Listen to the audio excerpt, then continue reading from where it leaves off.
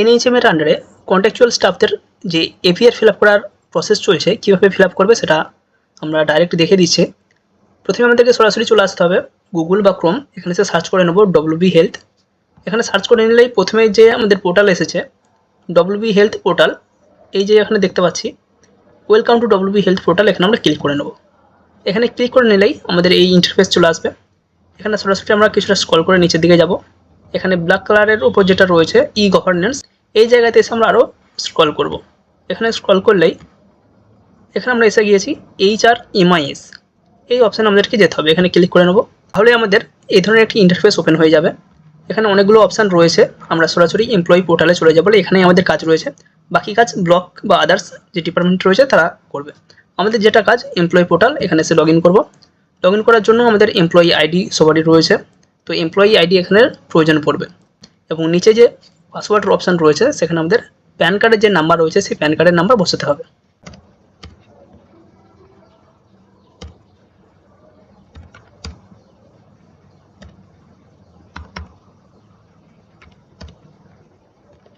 এরপর আমরা সাবমিট করব। এখানে সাবমিট করলেই আমাদের যে প্রোফাইল সেই প্রোফাইল কিন্তু ওপেন হয়ে যাবে। এখানে এসে আমরা সার্চ করব পারফরমেন্স রিপোর্ট, এখানে যে অপশান দেখতে পাচ্ছি এই পারফরমেন্স রিপোর্টে ক্লিক করব। এখানে তারপরে রয়েছে ফিল এপিআর, এখানে আমরা ক্লিক করে নেব। এখানে ক্লিক করে নিলেই এখানে পার্সোনাল ডাটা আমরা দেখতে পাচ্ছি, আমাদের যে সমস্ত ডিটেলসগুলো অলরেডি পুট করা রয়েছে সেগুলো এখানে চলে এসেছে। এখানে সবথেকে গুরুত্বপূর্ণ যেই ইনফরমেশানটা আমাদেরকে প্রোভাইড করতে হবে পার্ট 1-এ, এখানে যে অ্যাটেন্ডেন্সের রিপোর্ট বা ডেটা চাওয়া হয়েছে সেই ডেটা বিভিন্ন ক্যান্ডিডেটের বিভিন্ন হবে।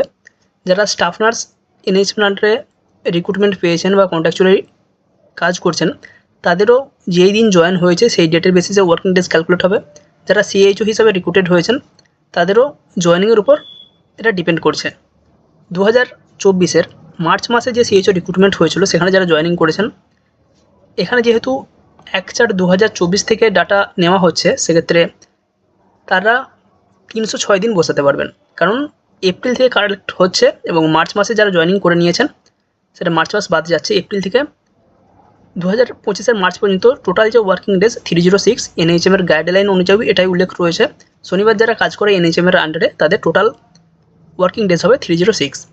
এর পরবর্তীকালে যারা জয়েনিং করেছেন জুলাই 31 থেকে জয়েনিং চলছে, সেই অনুযায়ী জুলাই 31 এই অনুযায়ী যারা জয়েনিং করেছে তাদের ওয়ার্কিং ডেজ হবে 203 দিন, 203 দিন।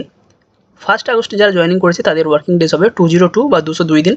2 আগস্ট 201, 201 দিন। এইভাবে যেই ডেট জয়েনিং করেছে সেই ডেট অনুযায়ী ডেট ক্যালকুলেশন করা হবে ওয়ার্কিং ডেজ হিসাবে।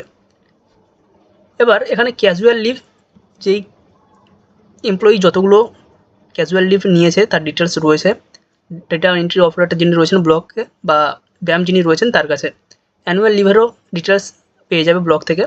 এই অনুযায়ী আমরা টোটাল লিভ দেখতে পাচ্ছি এখানে 6টি এবং টোটাল ওয়ার্কিং ডেজ ছিল 306। এই বিশেষে যদি আমরা পার্সেন্টেজ ক্যালকুলেট করি অটোমেটিক্যালি এটা এসে গিয়েছে 98.04%। এইভাবে অটোমেটিক্যালি ক্যালকুলেট হয়ে যাবে। শুধু আমাদের এই ডিটেলস 3টের প্রয়োজন হবে, যেই দিন জয়েন করেছি তার বেসিসে ওয়ার্কিং ডেজ, ক্যাজুয়াল লিভ কতগুলো নেওয়া হয়েছে, অ্যানুয়াল লিভ কতগুলো নেওয়া হয়েছে, কারো যদি ম্যাটারনিটি লিভ থাকে সেটা এখানে বসাতে হবে। এই হচ্ছে পার্ট 1-এ এবং পার্ট 1B ডিটেলস, এটা যারা সিএইচ হিসেবে কাজ করছেন তাদের জন্য। অ্যাসাইন্ড যে সমস্ত ডিউটি আমাদের রয়েছে তার ডিটেলস এখানে পুট করা রয়েছে, কেউ চাইলে আরও অ্যাড করতে পারেন বা আমরা এখানে যেটি রয়েছে সেগুলোও কপি করে বসাতে পারেন। এখানে আমরা 18টির মতো অ্যাসাইন্ড ডিউটি প্রোভাইড করেছি। কারো যদি মনে হয় আরও কিছু দিতে পারবো, দেওয়া যাবে, এক্ষেত্রে কোনো অসুবিধা নেই। অ্যাডিশনাল রেসপন্সিবিলিটি ইফ এনি, এখানেও আমরা 7টা অ্যাডিশনাল রেসপন্সিবিলিটি প্রোভাইড করেছি। এর বাইরেও কেউ বসাতে পারেন, সেক্ষেত্রে কোনো অসুবিধা হবে না বা কোনো প্রবলেম হবে না। 3 নম্বরে রয়েছে performance against assign duties and additional responsibility, যে সমস্ত কাজগুলো আমাদের উপরে অ্যাসাইন করা আছে সেটা আমরা কাজ কীভাবে বা কতটা সাকসেসফুলি কাজ করছি সেটা এখানে উল্লেখ করতে হচ্ছে। এক্সট্রা অর্ডিনারি বা স্পেশাল অ্যাচিভমেন্ট যদি কেউ কিছু পেয়ে থাকে, কেউ যদি কোনো অ্যাওয়ার্ড পেয়ে থাকে বা এমন কিছু কাজ করেছে যার জন্য তাকে সম্মানিত করা হয়েছে, সেক্ষেত্রে সেই ডিটেলসও এখান থেকে প্রোভাইড করা হতে পারে। চ্যালেঞ্জেস যে সমস্ত আমাদের মাথাগুলো রয়েছে এখানে যেন আমরা মিনিমাম 3টে প্রোভাইড করেছি। কারো যদি আরও গুরুত্বপূর্ণ কোনো চ্যালেঞ্জেস থাকে সেগুলো এখানে পুট করা যেতে পারে। 6 নম্বরে রয়েছে স্পেশালাইজড ট্রেনিং। কী ট্রেনিং হয়েছে এটা অবশ্যই ব্লক বিশেষে এবং ক্যান্ডিডেট বিশেষে এটা চেঞ্জ হবে, কারণ সব ক্যান্ডিডেট সমস্ত ট্রেনিং পায়নি, আবার সব ব্লকেও সমস্ত ট্রেনিং কমপ্লিট হয়নি।